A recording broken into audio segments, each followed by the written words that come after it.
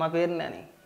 మన పవన్ కళ్యాణ్ గారు కాకినాడ పోర్టుకి వెళ్ళి షిప్ని సీజ్ చేశారని చెప్పేసి అని, అంటే సీజ్ ద షిప్ అని చెప్పి అన్నాడని ఈ పనోడు మీడియా ముఖంగా వచ్చేసి అబ్బా మామూలు మాటలు మాట్లాడాలా, పెద్ద పెద్ద మాటలు మాట్లాడాడు.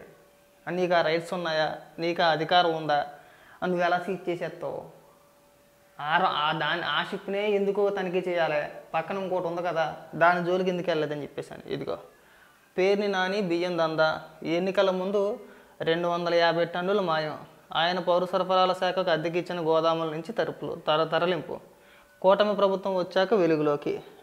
మచిలీపట్నం సమీపంలో పేరుని నాని అద్దెకి ఇచ్చిన బియ్యం గోడౌన్లు అన్నమాట అవి. అధికారులకి లేఖ రాశాడంటే ఏమని, బియ్యం మాయమైన మాట వాస్తవమే, దాని ఖరీదు ఎంత చెప్పండి, లెక్క కట్టండి, నేను ఆ డబ్బులు తిరిగి ఇచ్చేస్తానని చెప్పేసి ఈ పన్నోడు లేఖ రాశాడంట. ఆ లేఖ రాసిన మూలంగా ఇప్పుడు ఈ వార్త బయటకు వచ్చిందన్నమాట. ఏమని రాశాడు, బియ్యం మాయమైన ఘటనలో పేరు నానిపై అధికారులు కేసు నమోదు చేయాల్సి ఉండగా, కానీ నానికి సన్నిహితంగా ఉండే కొందరు అధికారులు ఈ విషయాన్ని ఆయనకు తెలియజేసి విషయం బయటకు పొక్కక ముందే తగిన జాగ్రత్తలు తీసుకోవాలని సూచించారు. దీంతో తన గోదాముల్లో మాయమైన బియ్యానికి ఖరీదు ఎంతో తెలిపితే ఆ మొత్తాన్ని చెల్లిస్తానని కృష్ణా జిల్లా జాయింట్ కలెక్టర్కు నాని లేఖ రాశారు. జేసీ ఈ లేఖను పౌర సరఫరాల శాఖ ఎండీకి పంపి తగిన సూచనలు చేయాల్సిందిగా కోరినట్లు సమాచారం. దీనికి సమాధానం చెప్పే పనివాడు నువ్వు వచ్చి మాట్లాడితే మన మీడియా ముందు పెద్ద పెద్ద ముద్ర మాటలు మాట్లాడతాం కదా, అవినీతి అక్రమాలు, మేము నీతివంతులు, మేము నిజాయితీవంతులు, అసలు అవినీతి అంటే మాకు తెలియదు అని మాట్లాడే మీరు లేఖ ఎందుకు రాసేవయ్యా? ఒప్పుకున్నట్టే కదా.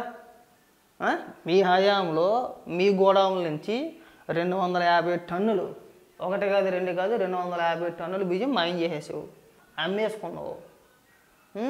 విషయం బయటకు వచ్చిన తర్వాత ఏమని రాస్తారు లేక, అవసరమైతే నేను ఆ 250 టన్నులకి డబ్బులు ఇచ్చేస్తాను, నా మీద కేసులు నమోదు చేయొద్దు.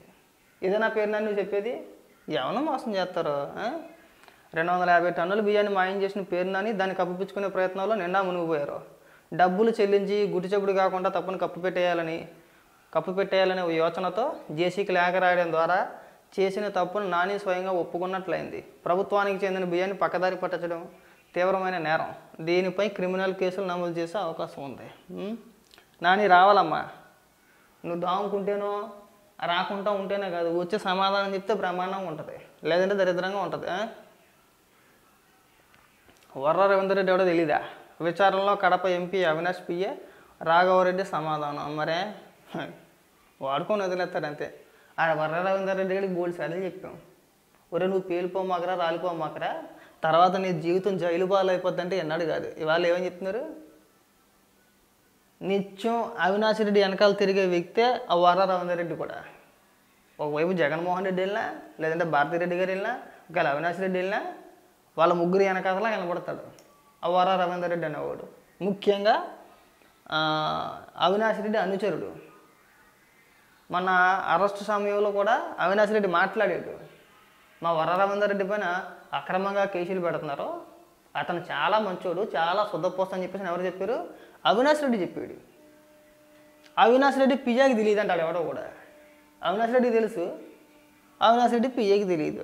సైబర్ పోలీసుల విచారణ ఎదుట హాజరైన ఎంపీ అవినాష్ రెడ్డి పిఏ బండి రాఘవరెడ్డి. ఎంత విచిత్రమో చూడండి. అధికారంలో ఉన్నని చెప్పి మీరు బూతులు తిట్టేయండి, ఏం కాదు,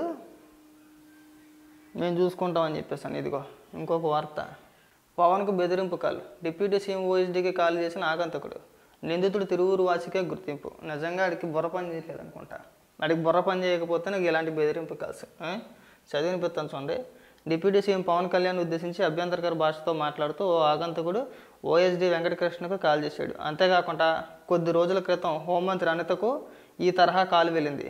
ఇద్దరికీ కాల్ చేసిన వ్యక్తి ఎన్టీఆర్ జిల్లా తిరువూరుకు చెందిన నక్కా మల్లికార్జునరావుగా గుర్తించారు. నిందితుడు ఎంజీ రోడ్డు నుంచి ఈ ఫోన్ కాల్ చేసినట్టు గుర్తించారు. ఈ 2 బెదిరింపు కాల్స్పై డీజీపీ కార్యాలయంలో ఫిర్యాదులు అందాయి. దీంతో విజయవాడ పోలీసులు అప్రమత్తం అయ్యారు. ఎంజీ రోడ్డును జల్లెడ పెట్టారు. స్థానికులను విచారించగా అటువంటి వ్యక్తి ఇక్కడ ఎవరో లేరని స్థానికులు చెప్పారు. దీంతో బస్టాండ్, రైల్వే స్టేషన్ ప్రాంతాల్లో ముమ్మరంగా గాలించారు. అతడి ఆచూకీ మాత్రం లభించలేదు.